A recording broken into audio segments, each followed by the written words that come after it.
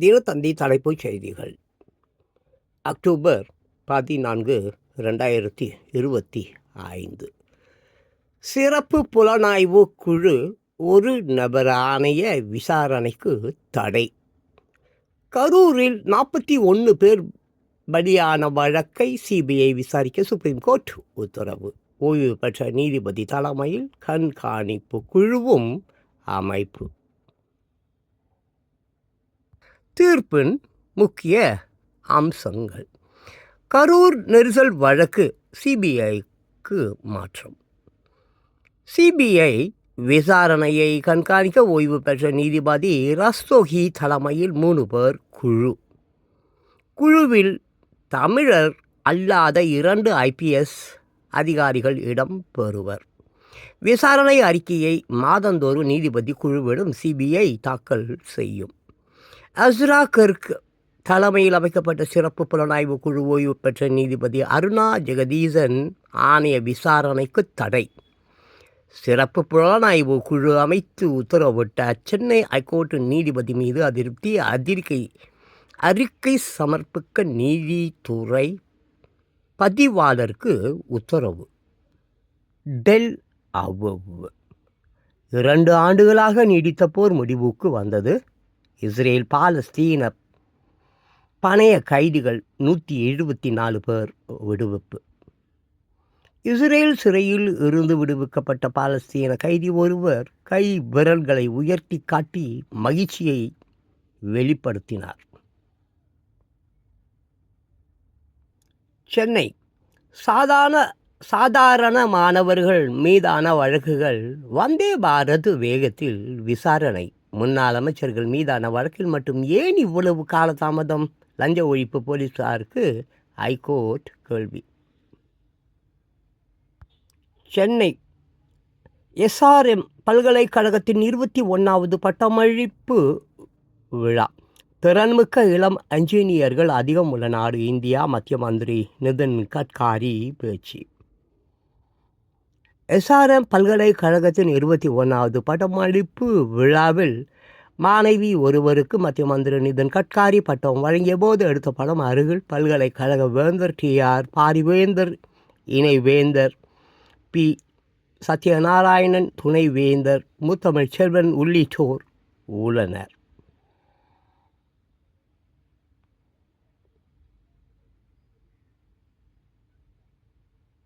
தினத்தந்தி தலைப்புச் செய்திகள். திருவனந்தபுரம். கேரளாவில் அமீபா மூளை காய்ச்சலால் பெண் சாவு, பலி எண்ணிக்கை 24 உயர்வு. கேரளாவில் அமீபா மூளை காய்ச்சல் பல்வேறு இடங்களில் பரவி வருகிறது. இந்த நோய் காரணமாக பலியானோரின் எண்ணிக்கை நாளுக்கு நாள் அதிகரித்த வண்ணம் உள்ளது. இந்த நிலையில் கொல்லம் பட்டாளியை சேர்ந்த முந்திரி ஆலை தொழிலாளியான ராஜி வயது 48 மூளை காய்ச்சல் காரணமாக கடந்த மாதம் 23ஆம் தேதி திருவனந்தபுரம் அரசு மருத்துவ கல்லூரி ஆஸ்பத்திரியில் சிகிச்சைக்காக அனுமதிக்கப்பட்டார். ஆனால் சிகிச்சை பலனின்றி அவர் பரிதாபமாக இறந்தார். இதற்கிடையே கேரளாவில் அமீபா மூளை காய்ச்சலால் பாதிப்பு 104 பேருக்கு உறுதி செய்யப்பட்ட நிலையில் இதுவரை மொத்தம் 24 பேர் மரணம் அடைந்து இருப்பதாக சுகாதாரத்துறை மந்திரி வீணா ஜார்ஜ் தெரிவித்து உள்ளார். மெரினாவில் உள்ள மூங்கில் நிழல் இருக்கைகள். மெரினாவில் அமைக்கப்பட்டுள்ள மூங்கில் அலங்கார வளைவு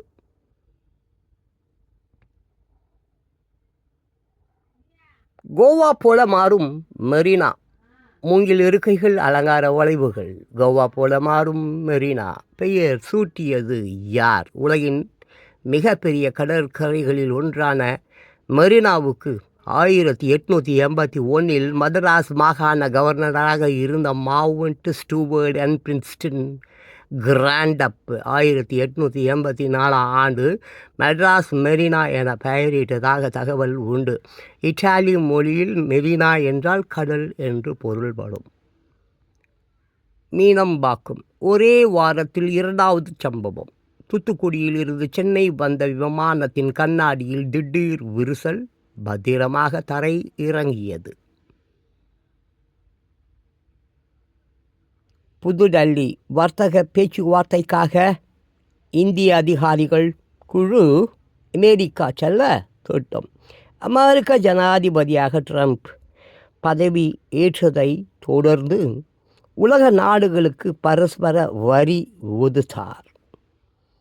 இந்தியா மீது முதற்கட்டமாக 25% ரஷ்யாவிடமிருந்து கச்சா எண்ணெய் கொள்முதல் செய்வதாக கூறி மேலும் 25% என மொத்தமாக 30% வரி ஒதுக்கப்பட்டது. கரூர் அக்டோபர் 14, 2025 தினத்தந்தி தலைப்புச் செய்திகள். உயிர் இழந்தவர்களின் குடும்பத்தினருக்கு நிவாரணம் வழங்க விஜய் வருகிற 17ஆம் தேதி கரூர் செல்ல திட்டம். சென்னை சாதாரண மாணவர்கள் மீதான வழக்குகள் வந்தே பாரத் வேகத்தில் விசாரணை. முன்னாள் அமைச்சர்கள் மீதான வழக்கில் மட்டும் ஏன் இவ்வளவு காலதாமதம்? லஞ்ச ஒழிப்பு போலீசாருக்கு ஐகோர்ட்டு கேள்வி. சென்னை பயணிகள் புகார் தெரிவிக்க செல்போன் எண்கள் அறிவிப்பு. தீபாவளி பண்டிகைக்கு கூடுதல் கட்டணம் வசூலிக்கும் ஆம்னி பஸ்கள் மீது நடவடிக்கை. போக்குவரத்து ஆணையம் எச்சரிக்கை. சென்னை 70ஆம் ஆண்டு நினைவு தினம். சங்கரலிங்கனாருக்கு சீமான் உள்பட தலைவர்கள் அஞ்சலி. புதுடெல்லி இஸ்ரேல் பணைய கைதிகள் விடுதலை. ட்ரம்பின் அமைதி முயற்சிகளுக்கு பிரதமர் மோடி பாராட்டு. புதுடெல்லி சுப்ரீம் கோர்ட் பிறப்பித்தது நிரந்தர உத்தரவு கிடையாது. திமுக வக்கீல் பி. வில்சன் பேட்டி. மீனம்பாக்கம் மத்திய மந்திரி நிதின் கட்காரியின் ஹெலிகாப்டர் பயணத்துக்கு அனுமதி மறுப்பு. சைதாப்பேட்டை கோர்ட்டில் ஆஜர். டி.ஆர். பாலுவிடம் நானே குறுக்கு விசாரணை செய்வேன், அண்ணாமலை பேட்டி. சென்னை திரு நங்கைகளுக்கான அரண் இல்லங்களை முதலமைச்சர் ஸ்டாலின் காணொலி காட்சி மூலம் திறந்து வைத்தபோது எடுத்த படம். திரு நங்கைகள் பாதுகாப்புக்கு அரண் இல்லங்கள் முதலமைச்சர் ஸ்டாலின் திறந்து வைத்தார். கரூர் சம்பவத்தில் சிபிஐ விசாரணை கோரி எங்களுக்கு தெரியாமல் வழக்கு தொடர்ந்தனர். பாதிக்கப்பட்ட 2 குடும்பத்தினர் குற்றச்சாட்டு. பாதிக்கப்பட்டவர்கள் இலவச சட்ட உதவி மையத்துக்கு மனு அளிக்க வந்த காட்சி.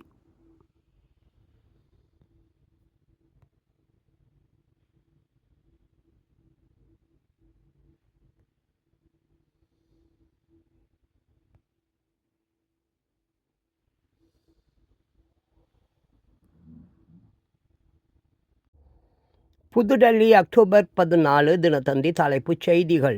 கரூர் சம்பவத்தில் பலியான 41 பேரின் குடும்பத்தை தவிக தத்து எடுக்கும் ஆதவ் அர்ஜுனா பேட்டி.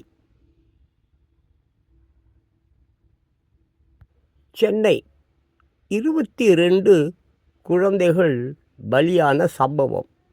மருந்து கட்டுப்பாட்டு துறை அதிகாரிகளின் வீடுகளில் அமலாக்கத்துறை சோதனை.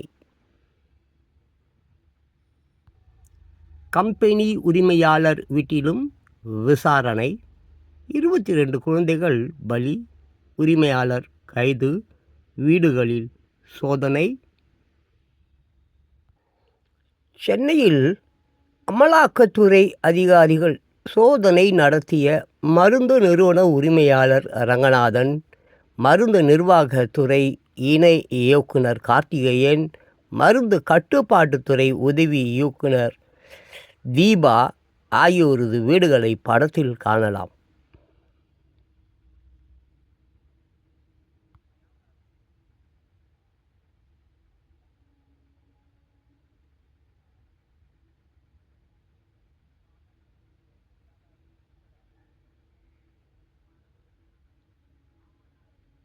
மருந்து நிறுவனம் மூடல். தமிழக அரசு வெளியிட்டுள்ள செய்திக்குறிப்பில் கூறப்பட்டுள்ளதாவது: மத்திய பிரதேச மாநிலம் சிந்துவாரா மாவட்டத்தில் ஏற்பட்ட குழந்தைகள் மரணத்துக்கு தொடர்புடைய ஷீஷன் ஃபார்மாஜூடுகல்ஸ் என்ற மருந்து நிறுவனத்தின் மருந்து தயாரிக்கும் உரிமங்கள் முழுவதுமாக இன்று, அதாவது நேற்று ரத்து செய்யப்பட்டு அந்த நிறுவனம் மூடப்பட்டு உள்ளது. தமிழ்நாட்டில் அமைந்துள்ள இதர மருந்து உற்பத்தி நிறுவனங்கள் மீது விரிவான ஆய்வு மேற்கொள்ள ஆணைகள் வழங்கப்பட்டு அதன் அடிப்படையில் மாநிலம் முழுவதும் விசாரணை ஆய்வுகள் மேற்கொள்ளப்பட்டு வருகின்றன. இவ்வாறு அதில் கூறப்பட்டு உள்ளது. வால்பாறை நெஞ்சை உறைய வைக்கும் சம்பவம். குடியிருப்புக்குள் புகுந்த காட்டு யானை பாட்டி பேட்டியை மிதித்து கொன்றது. அசலா ஹேம்ஸ்ரீ. திருத்தணி கபடி விளையாடிய போது மோதல். பள்ளி வளாகத்தில் மாணவனுக்கு கத்தி வெட்டு. கொல்கத்தா பீகார் தேர்தல். 18 தொகுதிகளில் மார்க்சிஸ்ட் லெனினிட பேட்டி.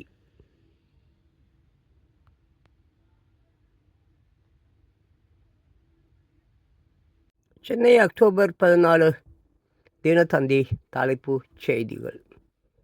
என்னடா வாழ்க்கை இது! வீதியோர வாழ்வே விதி என்றாலும் தாயின் சேலை தொட்டிலில் குழந்தைகள் கவலையின்றி தூங்கும் மேம்பாலத்தில் செல்லும் வண்டிகளின் சத்தம் குழந்தைகளுக்கு இடையூறாக இல்லாவிட்டாலும் பெற்றவரின் மனம் என்னடா வாழ்க்கை இது என்று உறங்குவது இல்லை. காட்சி கண்ட இடம் கிளாம்பாக்கம் பஸ் நிலையம் அருகே உள்ள மேம்பாலம் கீழ் பகுதி.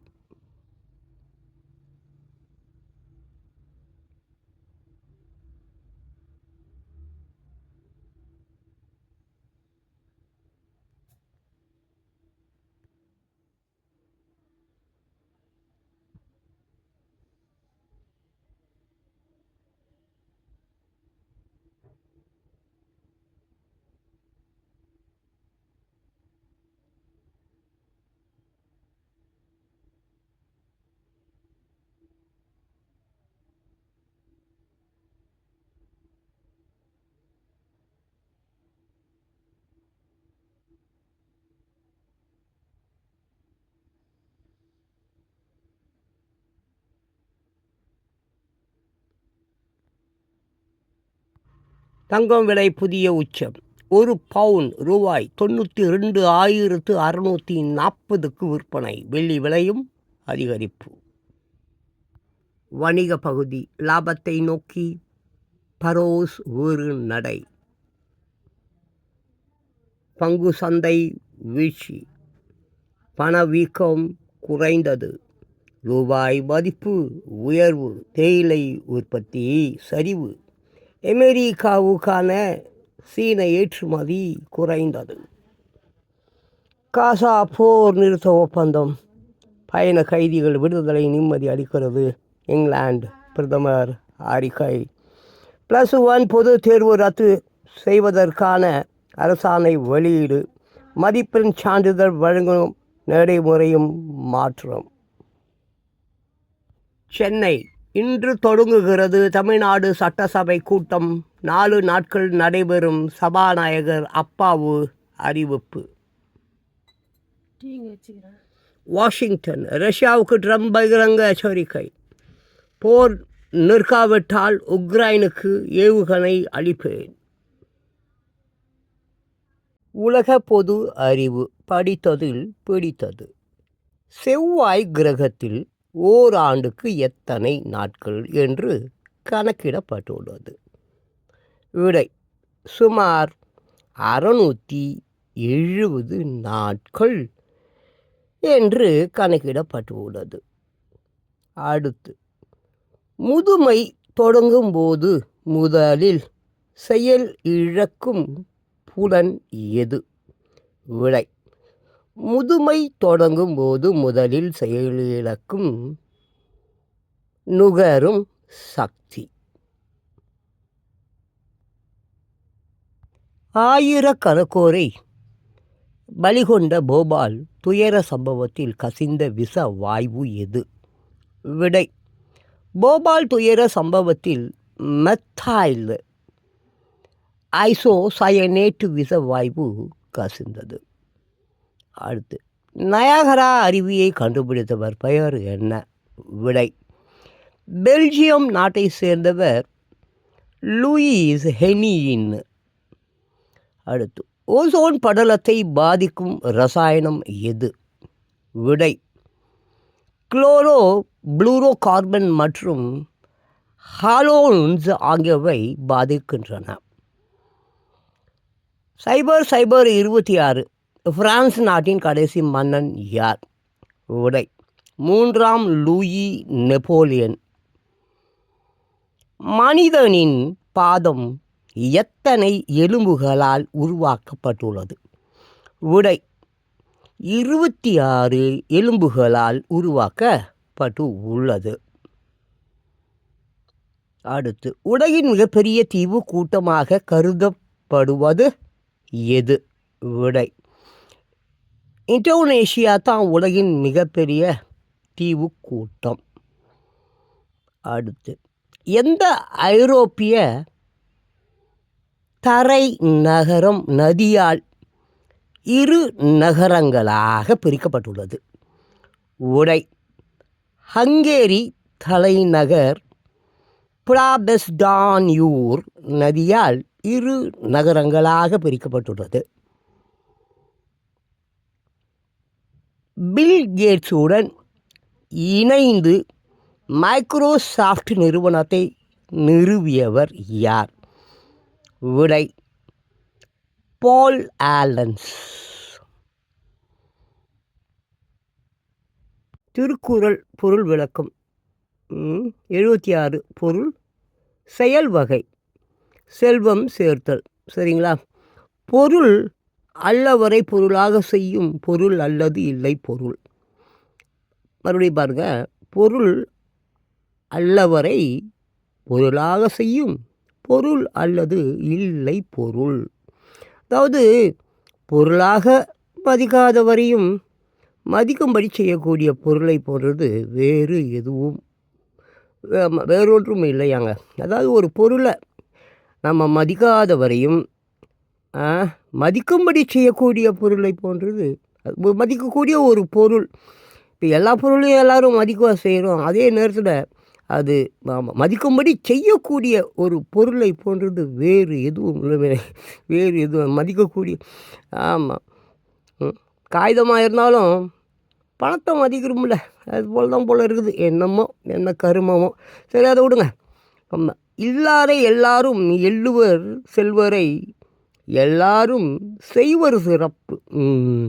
இல்லாரை எல்லாரும் எள்ளுவர் செல்வரை எல்லாரும் செய்வர் சிறப்பு. அது சரி, அதான் பொருள் இல்லாதவரை எல்லோரும் இகழ்வர், பொருள் உடையவரை அனைவரும் போற்றுவர். தெரிஞ்ச விஷயம் தானேங்க. திட்டு பசங்களை போற்றுவது இல்லையா? பொருள் இல்லாதவரை எல்லோரும் யாருங்க? நல்லவர்கள் தானே. எப்போ ஒருத்தன் குறிப்பிட்ட அளவுக்கு மேலே சொத்து சோகம் அது இது என்னென்னமோ வச்சுன்னுக்கிறானோ அவன் அவ்வளோதானே எல்லோரும் போட்டுறான். திருட்டு போய் பிள்ளால் தானுங்க இந்த உலகம் போயின்னுக்குது. சரி, பொருள் என்னும் பொய்யா விலகம் இருள் அறுக்கும் எண்ணிய தேயத்து சென்று. ஆமாம், பொருள் எனும் பொய்யா விலகம் இருள் அறுக்கும் எண்ணிய தேயத்து சென்று. பொருள் என்னும் உண்மை விளக்கு பலவிடம் சென்று பகை இருளை அகற்றுமாங்க. அதாங்க இந்த பொருள் என்னும் உண்மை விளக்கு பலவிடம் சென்று இருளையெல்லாம் அகற்றும் என்பது போல் இங்கே குறிப்பிடப்பட்டிருக்கிறது. சரி, இதோடு நிறுத்திப்போம். ஓகேவா? திருக்குறள் திருவள்ளுவருடைய ஓட்டுதல் பார்த்துங்க. ஆமாம், இப்படி தான் இருக்குது எல்லாமே. படித்ததில் பிடித்தது கனவின் பலன்கள். திருமுருக கிருபானந்த வாரியார் சுவாமிகள். எலிகளை கனவில் கண்டால் கெடுதி உண்டாகும் எலிகளை கனவில் கண்டால் கெடுதி உண்டாகும். எலிகள் வீட்டை தோண்டுவதாக கனவு கண்டால் திரவிய நஷ்டம் உண்டாகும். எலிகள் வீட்டை தோண்டுவதாக, ஆமாம், குழி தோன்றது போல இருக்குது, கனவு கண்டால் திரவிய நஷ்டம் உண்டாகும். அதாவது எலிகளை கனவில் கண்டால் கெடுதி உண்டாகுமா. கனவுல எலி வந்ததுன்னு வச்சுங்களேன், கெட்டது நடக்கும் போல இருக்குது. அதே மாதிரி அது குழி தோண்டுதுன்னு சொன்னாக்க திரவிய நஷ்டம் உண்டாகும். திரவியம் மீன்ஸ் வாட்டுங்க, திரவியம் நீர் கூட திரவியம்தான். அந்த மாதிரி திரவிய நஷ்டம்னா சரக்கு டாஸ்மாகில் போய் சரக்கை போட்டு போட்டு போட்டு போட்டு அங்கேயே வாந்தி எடுத்து அங்கேயே செத்து போடுவானோ, திரவியம்.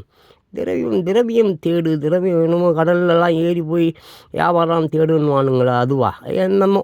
சரி, எலிகள் கடித்ததாகவாவது உதைத்ததாகவாவது கண்டால் வியாதியும் ஆபத்தும் சம்பவிக்கும். ஐயோ, எலிகள் இது என்ன எலியாக இருக்கும் அது? ப்ரூஸ்லி எலியாக இருக்குமா? அப்போ ப்ரூஸ்லி கடிக்கலாம் மாட்டார், ஆனால் உதைப்பார் சாமியாக. கிக்கெல்லாம் ஒரு கிக்கு விட்டார்னா சும்மா அப்படி ஆகிடும். எலிகள் கடித்ததாகவாவது உதைத்ததாகவாவது கண்டால் வியாதியும் ஆபத்தும் சம்பவிக்கும். ஓகே. அப்புறம் எலிகள் வீட்டை சுற்றி கொண்டிருந்ததாக கனவு கண்டால் தன்னை கெடுக்க வேண்டுமென்று சிலர் நாடி வந்து சிநேகம் செய்வர் என்று அறிய வேண்டியது. ஓ, சுற்றி, ஆமாம், கனவுல எலி வந்து, ஆமாம், இந்த பூனை எப்படி காலையே சுற்றின்னு இருக்கோம், பாம்பு எப்படி காலை சுற்றிக்கின்னு இருக்கோம். ஆமாம், பூனையும் சரி பாம்பும் சரி காலை சுற்றிக்கிட்டே இருக்குதுன்னு கம்முன்னு இருந்துடாதீங்க, கண்டிப்பாக ஒரு நாளைக்கு கடிக்கும். எலிகள் வீட்டை சுற்றி கொண்டு இருக்கிறதாக கனவு கண்டால், கனவுல வந்து எலி வந்து சுற்றிக்கினே இருக்கிற மாதிரி இருக்குதுன்னு வச்சுங்களேன், தன்னை கெடுக்க வேண்டும் என்று சிலர் நாடி வந்து சிநேகம் செய்வர் என்று அறிய வேண்டியது போலது. நாடி வந்துன்னா யாருங்குது? யோசிக்கார பயலாக இருப்பானோ அவன் தான் என் வீட்டு வாசப்பல்லாம் வந்துன்னு இந்த உடுக்கு கிடுக்கெல்லாம் நல்ல காலம் வருது ஆனால் பிடிச்சி கும்புறுனுங்க இந்த ஜோசியக்காரன். அப்புறம் நான் நாடி ஜோசியக்காரன், அந்த ஜோசியக்காரன், இந்த ஜோசியக்காரன், இவனுங்களெல்லாம் என்ன பண்ணணும், ஃபுல்லாக அப்படியே ஃபுல்லாக தூக்கி போட்டு கையை கீழே எல்லாம் கட்டி தூக்கின்னு போய் கடலில் போட்டு மீன்களுக்கு இரையாக்கிடணும். நல்லா மீனையும் கோழியும் நல்லா துண்ணுட்டு இவனுங்க பண்ணுற வேலை இருக்குது பார். படித்ததில் பிடித்தது சாக்ரட்டிஸ் பொன்மொழிகள். கப்பலை வழி நடத்தும் அதிகாரம் கப்பல் தலைவனுக்கு மட்டுமே உண்டு, கப்பல் உரிமையாளருக்கு அல்ல. நிலம் வைத்திருப்பதால் மட்டும் ஒருவன் தேர்ந்த விவசாயியாகிவிட முடியாது. நிலம் வைத்திருப்பதால் மட்டும் ஒருவன் தேர்ந்த விவசாயி ஆகிவிட முடியாது. ஒன்றை பற்றி எதுவுமே தெரியாத நிலையில் அதை அடைய முடிந்தால் அது அதிர்ஷ்டம்.